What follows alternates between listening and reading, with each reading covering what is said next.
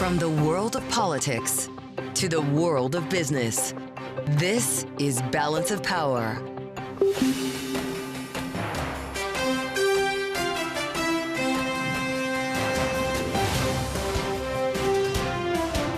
Live from Washington, D.C. From Bloomberg's Washington, D.C. studios to our TV and radio audiences worldwide, welcome to Balance of Power. Alongside Joe Matthew, I'm Kaylee Lyons. Stocks tumble, bonds rally amid stress in tech, worrisome economic data, and tariff jitters ahead of next week's Liberation Day, as President Trump calls it. We'll have the latest and analysis of the impact of auto tariffs specifically with Jessica Caldwell of Edmunds. Plus, our political panel will join us on what the sour sentiment means for President Trump as his administration today moves to formally abolish USAID and ask the Supreme Court to allow deportations of alleged Venezuelan gang members to resume. And Vice President J.D. Vance travels to Greenland, arguing Denmark has not done a good job keeping it safe as Donald Trump reiterates his desire for control of the territory. We'll have reaction from former U.S. Ambassador to Denmark, Rufus Gifford. Thanks for being with us now on the Friday edition, the late edition of Balance of Power here on Bloomberg TV and radio. We talk about Liberation Day. Kaylee, that's what the president calls it, April 2nd. That's next week, but the market's, of course, worried about it now. We had one of our worst days of the year. Yeah, in anticipation of what's to come, considering the economic data we got today in terms of the Fed's preferred inflation gauge and consumer sentiment with higher inflation expectations. Plus, you add on a less than spectacular debut for CoreWeave, the big AI IPO we got today that literally ended the day unchanged. All of it paints the picture of what was a tumultuous day, with all of the major equity benchmarks down, bond yields lower as well, to the tune of about 10 basis points on the 10-year Treasury yield. So for more on that, we turn to Bloomberg's Romaine Bostick, who's joining us from New York. So Romaine, obviously a lot of different factors roll into a day like this one. Yeah, a lot of different factors. Ultimately, it really boils down to the economy. And, Joe, you talked about this being one of the worst days. It's actually the second worst day of the year for the S&P 500 and third broadest sell-off of the year.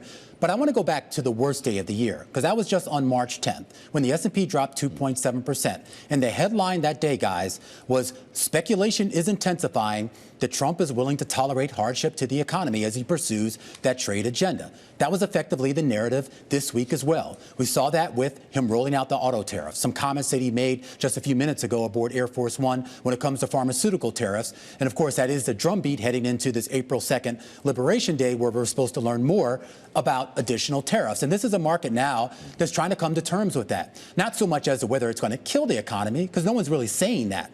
But what they are saying is there are certain pockets of this market and certain pockets of this economy that will not be able to withstand maybe the effects of those tariffs. And investors are trying to rotate out of those places and into places where they think they might find safety. And as Kaylee just alluded to, some of that safety isn't in the equity market at all. It is in the bond market. It's not in CoreWeave, apparently, either, Romaine. As Kaylee mentioned, the IPO today. What do you make of this performance? Landed to the penny right where it started at $40. Was this a symptom of the overall market, a case of bad timing here, or another canary in the coal mine?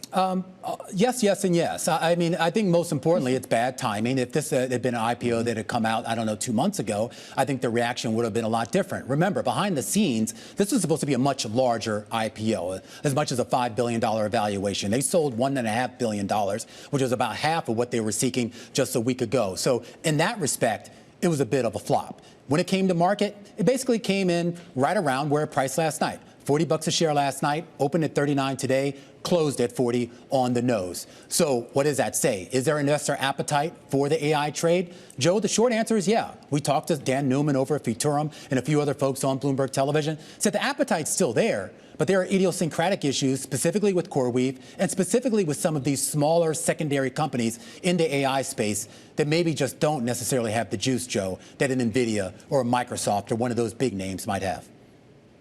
Really great to have you on the program. Romaine Bostick after the bell on Bloomberg. Now for a look at today's economic data, which led to some of these losses. We turn to Stuart Paul of Bloomberg Economics. He's with us as well from world headquarters in New York. Stuart, it's a pretty tough line today. Consumer sentiment concerning investors, PCE data concerning investors, inflation expectations, certainly when you look at Democrats concerning investors. With that whole composite we're presented with today, what happens when you throw tariffs on top of it?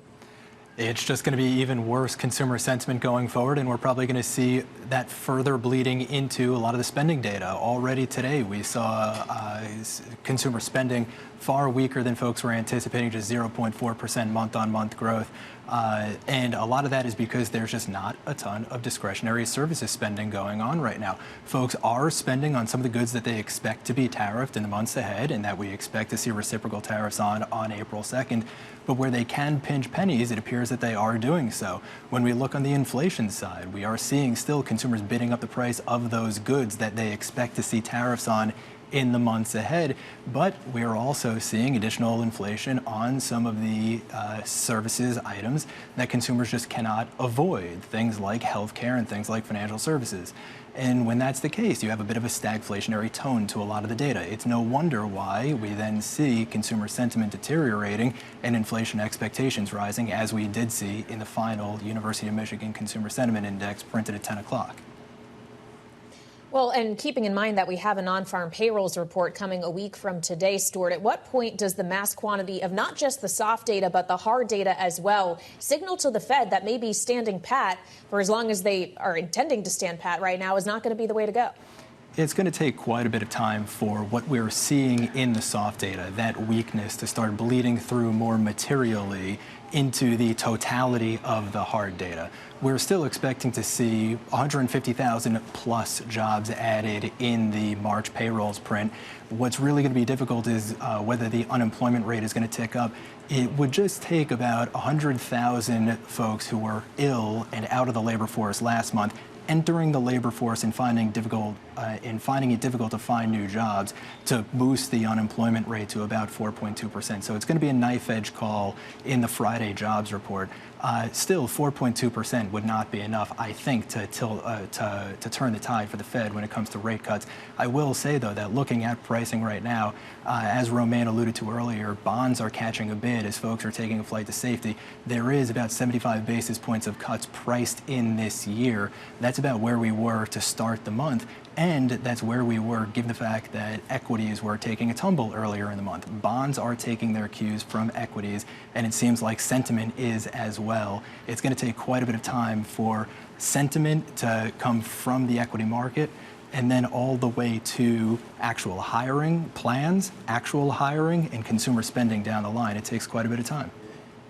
Well, we're hearing the R word more often. I don't know if that's, Stuart, justified in your view when you consider some of the federal worker job cuts that are coming, some of the worries that we've already talked about in the data. Does that sound like something that's part of our picture in 2025? Look, you're not going to hear the R word from me. You're not going to hear it in 2025. I will say, though, that Q1 growth is going to be dismal. Right now, we have penciled in just about half a percentage point of annualized growth in the first quarter of this year, just about 1.5% growth for the full year 2025. A lot of folks out there still have about 2% full year growth in 2025. We think those estimates are too high. We think they're going to revise down their numbers based on what we saw just today with the PCE spending data. I'm not ready to say the R word, but it is going to be chunky, hard data to start the year. That's for certain. All right, Stuart Paul of Bloomberg Economics joining us from New York. Thank you so much. And coming up, we'll turn from New York to Greenland, where the Vice President J.D. Vance and National Security Advisor Mike Waltz paid a visit today, specifically to a U.S. military base, as the president intensifies his campaign to bring the territory under U.S. control. We'll speak with Rufus Gifford, former U.S. ambassador to Denmark, next on Balance of Power on Bloomberg TV and radio.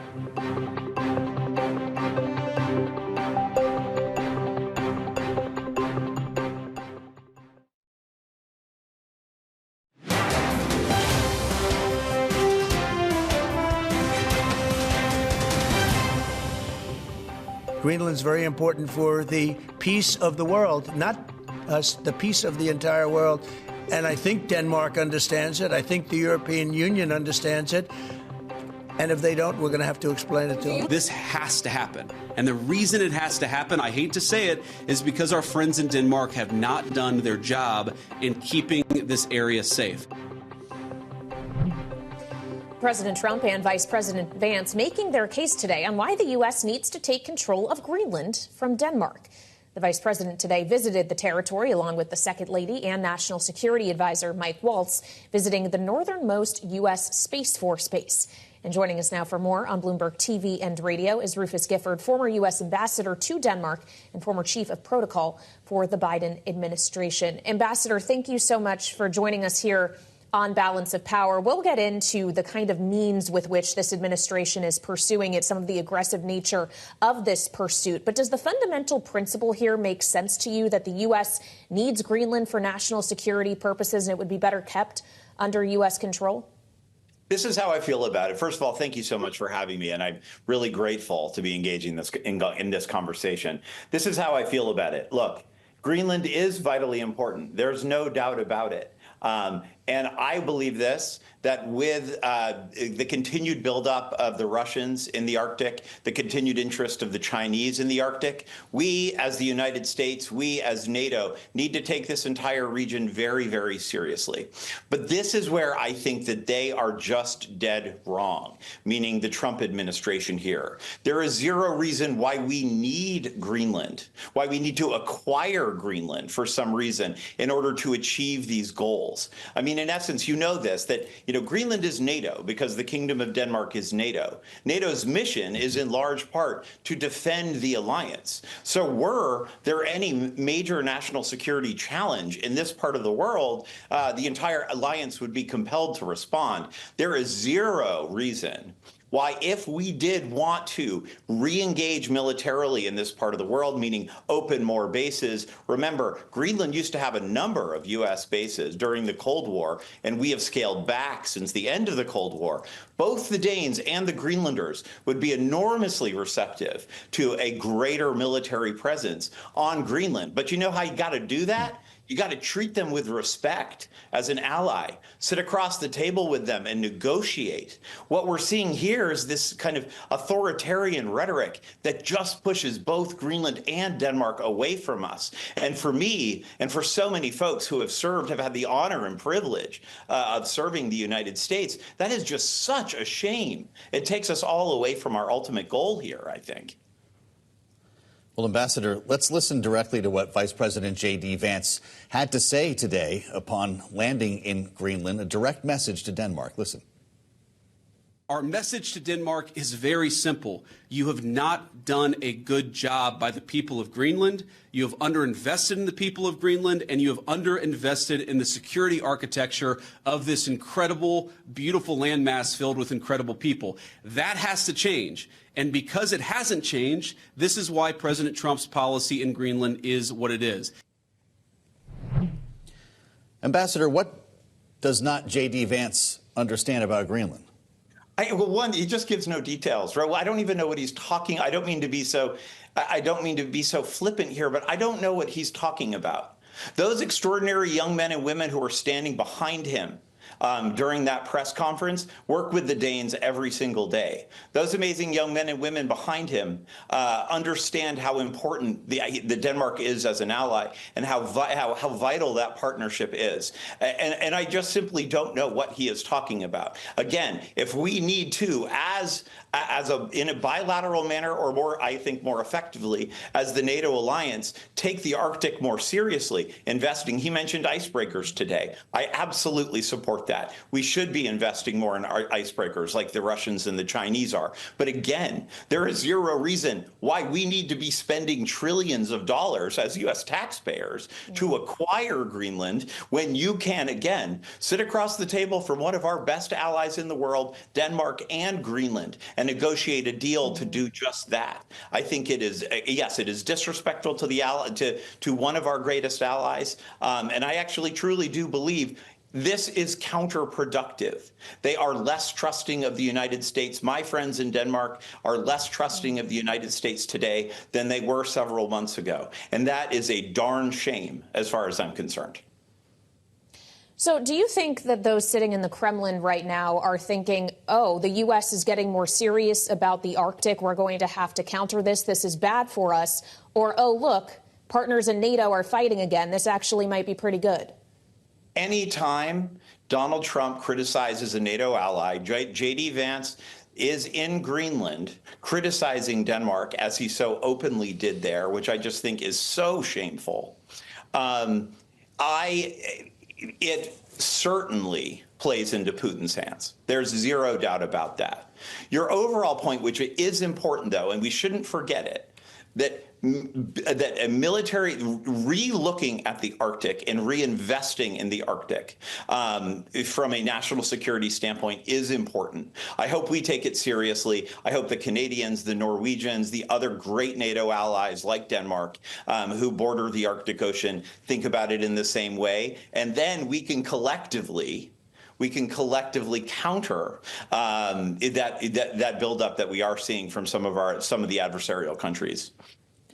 Well, Vladimir Putin spoke publicly in a speech yesterday, said it can look surprisingly only at first glance and would be wrong to believe that this is some sort of extravagant talk by the current U.S. administration. You think this is something Donald Trump has talked about with Vladimir Putin? Oh, gosh. Look, I do not know the answer to that, of course. I will say this, though. I think I look at Greenland similar to the way that the rhetoric involving Greenland similar to the rhetoric around Canada. It just, honestly, guys, to me, it just doesn't make logical sense, and I can't make sense of it. There are so many ways for us to, again, sit across the table with some of our greatest allies without disparaging them, realizing that we need to work together to take this region more seriously in order to counter the great threats that are out there. And you know what? We bring them closer to us in that instance. And it's just, to me, that is the answer here, and is not openly criticizing a country whose men and women have fought and died alongside Americans for the last 80 years and are one of the best allies who never hesitate to say yes at any given moment. And certainly that was my experience, and it is the experience of every other U.S. ambassador I know that certainly had the honor and the privilege of representing the United States in Denmark. And finally, Ambassador, during the course of your service as an envoy in Denmark and working as head of protocol, chief of protocol in the Biden administration, did you ever use or advise anyone else to use the app Signal to conduct official sensitive business? I'm actually not sure that I personally use Signal all the time. I will tell you that. I don't think Signal existed when I was ambassador to Denmark. As someone who had to take off his watch every time he went into his wing of the embassy, I can tell you that there is no possible way that I would have ever engaged in the way that the folks on the at Signal Gate. It is obviously classified information. It is obviously inappropriate, and I wish they'd speak honestly about it. Ambassador, it's great to have you with us. Rufus Gifford, former U.S. ambassador to Denmark, now with Elrod Gifford Group. Great to have you here on Balance of Power. Coming up, we'll play this to the panel. The Vice President's visit to Greenland with Rick Davis and Jeannie Shanzano next on Balance of Power on Bloomberg TV and radio.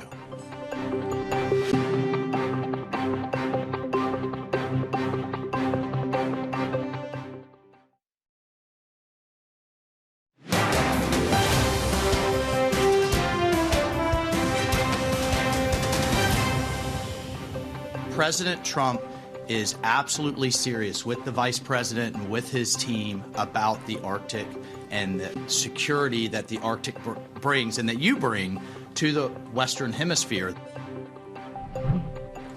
National Security Advisor Mike Waltz, the person at the center of the Signal scandal in Greenland earlier today, alongside someone else who was in that group chat, the Vice President, J.D. Vance. And for more on the political and geopolitical implications of this visit, we turn to this evening's political panel. Bloomberg Politics contributors Rick Davis, Stonecourt Capital partner and Republican strategist, alongside Democratic analyst Jeannie Shanzano, political science professor at Iona University. Welcome to you both. I read this morning, Rick, that when you send J.D. Vance in somewhere, that you know it's not going to be a charm offensive, that what he brings in is aggression. Is that essentially what he was doing on behalf of the president today, trying to bully Denmark specifically into agreeing with them on Greenland? Yeah, when you originally had the second lady, Ursula, going to the sledding, the dog sled races and things like that, that was the charm offensive. Scratch the charm offensive. That got canceled. The vice president got out of the trip. And yes, this was a sort of strong message to the people that we're coming and you better make your peace with it, and at a time when they're just forming a government. But I would say what's interesting about this trip is they actually didn't talk to any Greenlanders. I mean, they went to a U.S. military base and gave all that information to the Greenlanders through talking to U.S. military personnel.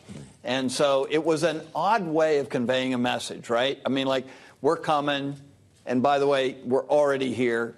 We're at a military base, and we're telling you, you will be part of the United States. This is a trip that was changed on a number of times, scaled back. Then all of a sudden, Vice President was added. Michael Waltz was in, then he was out, then he was back in. Jeannie, what do you make of the optics here? Was the point of this to prepare the world for the overtaking of Greenland, or to change the subject away from signal?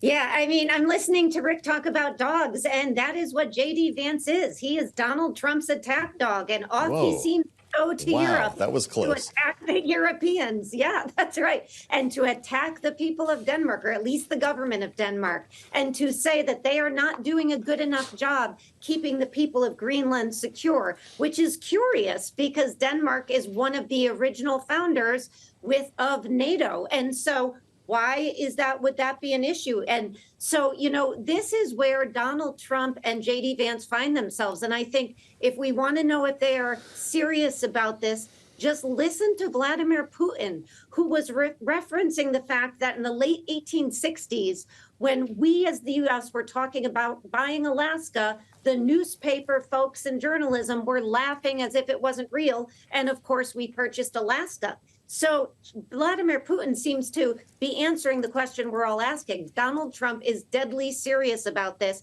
and J.D. Vance spent a few hours on the ground in a military base to make the point. So if you're Panama, Rick, which Donald Trump has also talked about exerting more control over the canal, and you're seeing now the deal that was supposed to happen with BlackRock with the ports owned by the Hong Kong conglomerate falling apart, or at the very least being delayed. Is Panama next? Are we going to see people sent back down there to try and reinforce that message? Well, I think the message that we heard in Greenland today was global peace and our security are dependent upon this big hunk of ice in the middle of the Arctic. So we can't afford to let anybody else manage it but us, right? And if you then have that premise around the world, you know, does that mean we need to be talking to Egypt about the Suez Canal and owning that? Does that mean we have to talk to Panama about owning the Panama Canal? I mean, like, these are incredibly important strategic locations around the world where we have lots of agreements in place, all of which, frankly, have been hosting now Chinese vessels, Russian vessels. Yep. Maybe we're in for a change. We'll be talking about it more with Rick Davis and Jeannie Shanzano. They're back with us later this hour with breaking news as Elon Musk puts on X that XAI has bought X in an all-stock deal. We'll have more on this breaking story coming up next on Bloomberg TV and radio.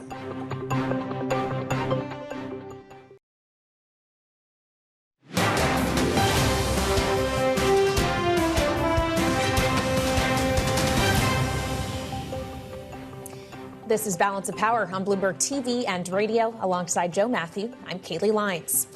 Some breaking news we bring you at this hour. Elon Musk just made an announcement on X that XAI has acquired X in an all-stock transaction. It values XAI at $80 billion and X at $33 billion. Keep in mind, Musk bought X, when it was then Twitter, for $44 billion back in 2022. For more, we turn to Bloomberg's Max Chafkin, who covers all things Elon Musk for us. So, Max, he suggests that the combined company blends XAI's advanced AI capability and expertise with X's massive reach. Are you surprised by this one?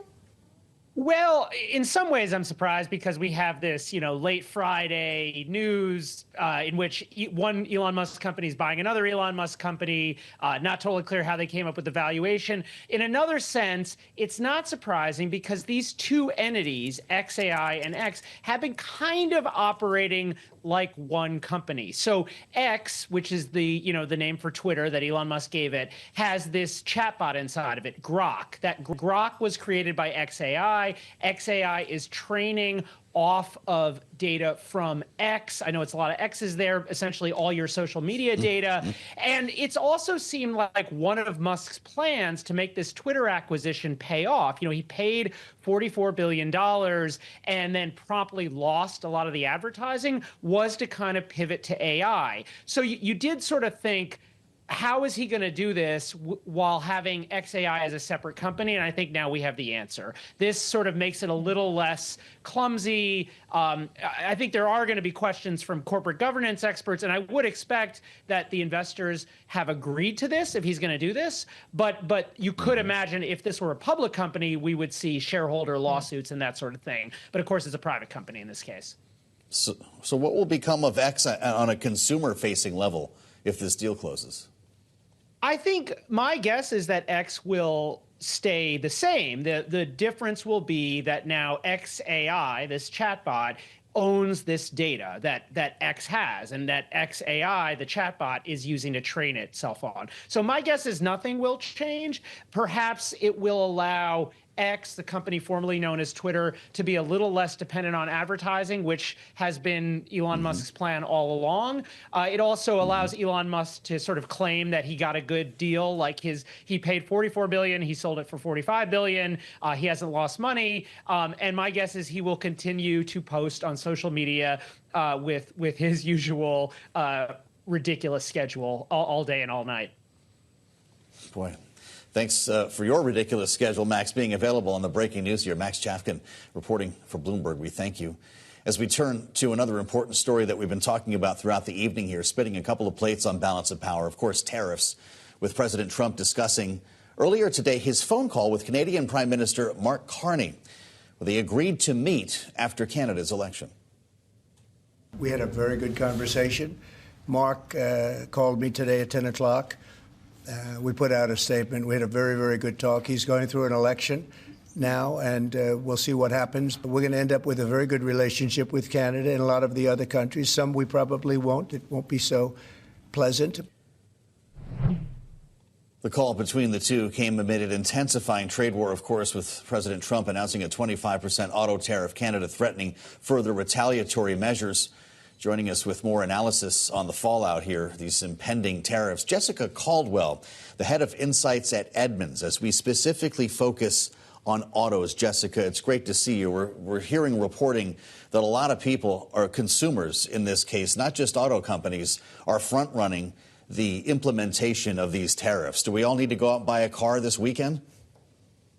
If you're looking to buy a car in the next, I'd say, month, it wouldn't be a bad idea to get a car as soon as possible. I mean, we don't know exactly if these tariffs will be pushed back or they'll even go through. But if you're at the brink where you've priced things out, you can't afford much more in your monthly budget, it probably is a good idea to go out and get a vehicle, because inventory right now is still good. Incentives are still out there. So sometimes it's the case of better be safe than sorry. Well, so when we consider what we're actually bracing for here in terms of potential price changes, Jessica, what will the impact be if even we're talking about U.S.-made cars, or at least finally manufactured cars in the United States that won't be subject to this 25% levy, but we're still talking about higher input costs like steel and aluminum? Do we have to expect prices to go up no matter what, even if we're not talking just imports? Yes, I mean, that's right, because also along with steel and aluminum, we also have parts costs. So if you think about an engine or transmission coming from Canada or Mexico or wherever it may, that's significant cost, a significant part of the cost of the vehicle. So when that gets tariffed, that's definitely noticeable. It's not something that the auto companies can absorb. So it really just isn't about final assembly where the vehicles are made. It is how much of their parts are also coming from other countries. Some of that is not quite clear, but it seems like the Secretary of Commerce is going to straighten that out quite shortly. And we know that there's no vehicle on the road that is 100% built and sourced. Every part comes from the United States. The auto industry is a global business. Well, when we consider where the impact is really going to land here, analysts suggest that companies like Toyota, Subaru, Honda, which have the lowest stockpiles of cars already in the U.S., could see the most immediate impact in terms of price increases, and therefore starting to hit affordable compact cars first. Is that going to be the potential here for people who don't have a lot of money to buy an expensive car would in fact be impacted the most? It depends really how the companies choose to absorb this cost. We don't think that they're going to just hike prices 25% on everything. Some of it is going to come out of their bottom line. I imagine also incentives will probably be the first to disappear before price increases happen. So those, 2.9% finance offers, $2,000 cash back, those will probably go first. And then eventually prices will go up. And I imagine it's hard to figure out exactly where, because it's not as if every tariff cost is going to apply for that vehicle. Because as you alluded to, someone that is paying $25,000 for a car is probably pretty price sensitive. And even if that car is heavily tariffed, comes from Mexico or whatnot, they're not going to be able to absorb those additional costs, unlike someone who's buying a $100,000 car. So auto companies are going to have to look across their lineups and figure out kind of where are the places where costs can be absorbed without doing really the least amount of damage to their sales. And what's going to happen in the used car market, Jessica? Because obviously new is one thing, but we saw what happened during COVID with the used market. Right. During the semiconductor shortage, a lot of people just went right to the used market. And what happened? Prices went up. So I would imagine that people think, OK, I'm going to circumvent this tariff. Let me go buy used. And then the demand on the used car side will go quite high, and that's going to raise prices. And we know that used inventory this year is already under pressure because we didn't see a lot of leases back in 2022. So those lease returns, which usually kind of pump up that near new used volume, that's not going to happen this year. And then also, these companies are having to worry, too, about repairs because parts we know will be tariffed. So someone buying a used car, you have to have it repaired more.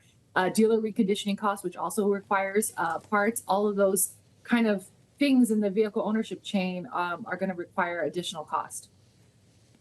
You're going to see a lot of people leasing vehicles, buying the car they're leasing, I'm guessing. Is that something you're expecting to see? I would definitely advise people to look and see how much what's called like the lease buyout cost is. So you're at the end of your lease, how much does it cost to buy it outright? The thing is, 3 years ago, prices were high because we were in the semiconductor shortage. So people didn't necessarily get a great smoking deal on their lease back then.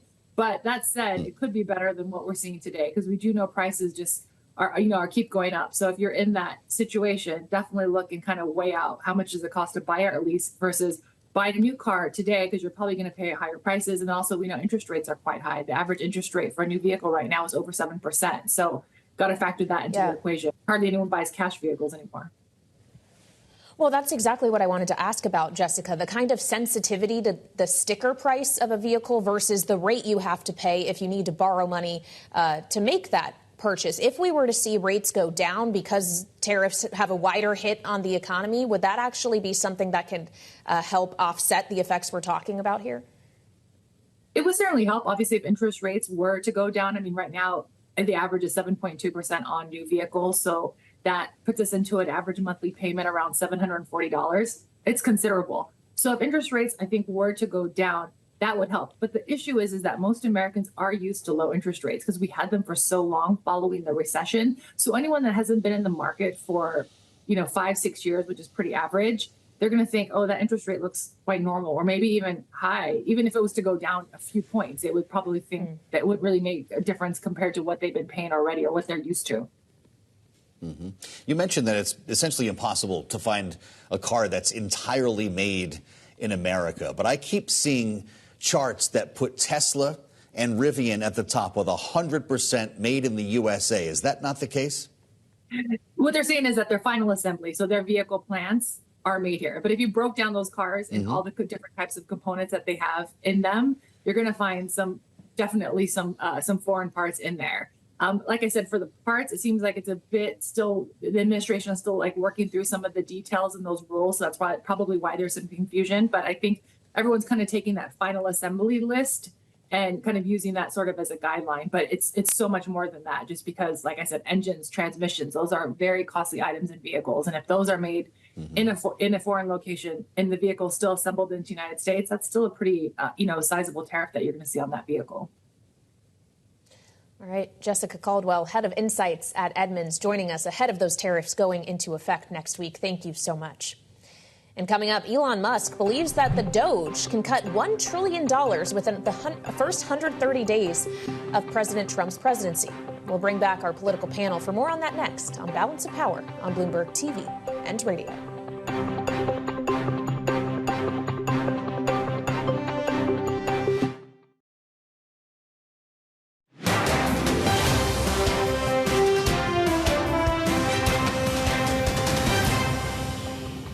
we really believe that the government can have an Apple Store-like experience. The two improvements that we're trying to make to Social Security are helping people that legitimately get benefits, protect them from fraud, and also make the experience better. At this moment in time, less than 0.15, not 1.5, less than 0.15 of the federal workforce has actually been given a RIF notice. Basically, almost no one's gotten fired. DOGE employees, including Elon Musk, on Fox News last night on their experience so far working for the government cost-cutting effort. And joining us now with the latest here on Bloomberg TV and radio is Bloomberg's Wendy Benjaminson. So, Wendy, I don't know about the whole Apple Store thing, but what we do know when we're thinking about actual hard numbers here is that Elon Musk has set some pretty ambitious targets. Initially, it was $1 trillion. Then he suggests last night $1 trillion can be cut within the first 130 days. We're already well into that period. Does that actually work mathematically? No, it doesn't work mathematically. And his wall of receipts has been fact-checked by almost every news organization in town, and it is just a work of fiction. He says that there's all these millions of dead people getting Social Security benefits, and it turns out it's less than 1% of what Social Security spends. There are a number of other things where he says this will save this much money, and he's off by $1 billion. The math doesn't work, and it is the idea that they could literally cut $1 trillion, even while they're saying they're not firing these people, which apparently they are. It's just through the looking glass. Well, it's interesting to actually see the group for the first time. By the way, I can never get help at the Genius Bar at the Apple Store. I don't know if that's the right comparison to make here. But do the optics help? We hear about these people in dark rooms in Washington with plugging into computers and thumb drives. But we actually saw some of the employees of the DOGE. They talked about their work. Does that help Americans kind of warm up to this idea? Maybe, but when they're accessing your personal financial information, when they're accessing your tax returns, I saw in the terminal just a little while ago that Musk is going to visit the CIA next week and, muck around in there. And it certainly doesn't make you feel secure, especially when some of these people are very young, have no experience. I mean, there's the guys who founded PayPal, and sure, they can understand computer systems and how to make things efficient. But some of these younger people have absolutely no experience in government or finance or budgeting, and you sort of wonder what they're actually doing. I think it's more unsettling. It's great to have Bloomberg's Wendy Benjaminson back with us at the table as we turn now to our signature panel, reassembling the panel with Bloomberg Politics contributors Rick Davis and Jeannie Sheehan Zaino. Your thoughts on this? Jeannie, I'm guessing you're on board now that you had a chance to see this interview. The government as Apple Store, is that even something that should be a goal for the federal government? What do they mean? That was one of my favorite parts of the interview. Like you, Joe, that hasn't worked so well for me at the Genius Bar, but I do love my Apple products. So, I think the reality here is that there have been long attempts to take what is happening in the private sector and move them into the public sector. We saw this, for instance, with Robert McNamara way back in the day, taking what he did at Ford and moving it into the government during during Kennedy and Johnson's administrations. But the reality is that it takes somebody, to Wendy's point, who understands the difference between the public and the private sector. And so on so many levels, the approach they've taken so far with this, chainsaw cut and then look back and try to correct has not worked, and it doesn't work in the public sector. Well, I want to focus more on the man Elon Musk himself, Rick, because just since we've been on the air in the last 20 minutes, we've gotten news pertaining to multiple parts of his business. A headline just crossed the terminal that NASA has just awarded a launch services contract for SpaceX's Starship. Just before that, Musk announced that XAI is acquiring X, another one of his businesses. We can check Tesla any day of the week and see how that is performing. He has other things that are tied to him here. How much longer can he realistically keep this effort up? I think forever. I mean, before it starts weighing dramatically on businesses that have boards of directors. How in the world does this guy have all this time to do this? And oh, by the way, he set some record for gaming in one continuous. I don't think he sleeps. He's an extraordinary individual. He's clearly brighter than the average individual. He's accomplished more in a short lifetime than almost anybody else that we know in the last, 50 years. And so I think you have to give him some credit for being able to manage all these things in a way and create them out of almost whole cloth. Whole industries like the space industry didn't exist until he tackled it himself. And so can he accomplish these tasks in government like he has accomplished them in the private sector? I think it's a very good thing to have private sector people inside of government and trying to find ways of improving it. I would love government to be like an Apple store. I think everyone deserves that. We pay our taxes, and when we look at it ourselves in the mirror, we can't really see very many things we get for that, right? Well, yeah. The global security envelope, except every night we watch the news and somebody's killing somebody. So, I think it's very good optics for Elon Musk and the DOGE team to put on suits, which they don't wear in the Oval Office, but they wear on Fox, and they talk about what they're doing. They should do that more often. Yeah. It would sort of, allow people to determine whether what they're doing is worth all the effort and attention that we're giving it. Talking about the timeline here, as you bring up, Kayleigh, how much time does he have left? Maybe we're almost there. In this interview, Musk laid out his timeline for DOGE to complete the cuts that he mentioned in federal spending. Listen. A 15% reduction can be done without affecting any of the critical government services. I think we will have accomplished most of the work required to reduce the deficit by $1 trillion within that time frame. So in that time frame, 130 days. 130 days, Jeannie. That brings us to May 29 if he's working weekends. Is that the off-ramp here? Did Elon Musk just tell us when he's leaving Washington? Yeah, I mean, that seems to be, unless he is held over. But the reality is there is going to be a point at which we are able to judge. Number one, did he really save this much money? And number two, did he make the government deliver and be more effective? Everybody would welcome that. But the reality is so much of what he said last night just doesn't ring true. For instance, the idea that nobody's been fired. Well, we know that is simply not the case. And by the way, on the gaming, the scuttlebutt is he's not actually playing those games. I don't know a lot about it. I heard something about that. Yeah, thank you, Kayleigh. All right, I'm not going to mess with that one, whatever he's doing on his phone. Just quickly, Rick, on what's happening on other phones. We're ending this week, having begun it with the start of Signal Gate. We haven't seen that much talk about it today. Does that mean the administration has successfully spun the news cycle away from it? Yeah, I don't think so. I mean, the backfill I'm getting is Israel has complained bitterly about it because the individual that was named in the email or the text chain was an Israeli intelligence officer, and so they are offended that we would not take better care of secrets that they have shared with us. That's how they found out where the individual was, to be able to facilitate the attack. So I think within the security community, this is still a very hot topic. And I think the administration is trying to figure out how to manage it. But I don't think we've seen the end of this story. And I still believe that someone is going to have to take the responsibility for this, and I can't imagine their future in the administration would be very long. All right. Well, Rick Davis says it's not over yet. Unfortunately, our panel segment is over for today. Rick Davis and Jeannie Shanzano, Bloomberg Politics contributors, thank you so much. And still ahead, we'll look ahead to what Washington is watching this weekend. Next on Balance of Power on Bloomberg TV and radio.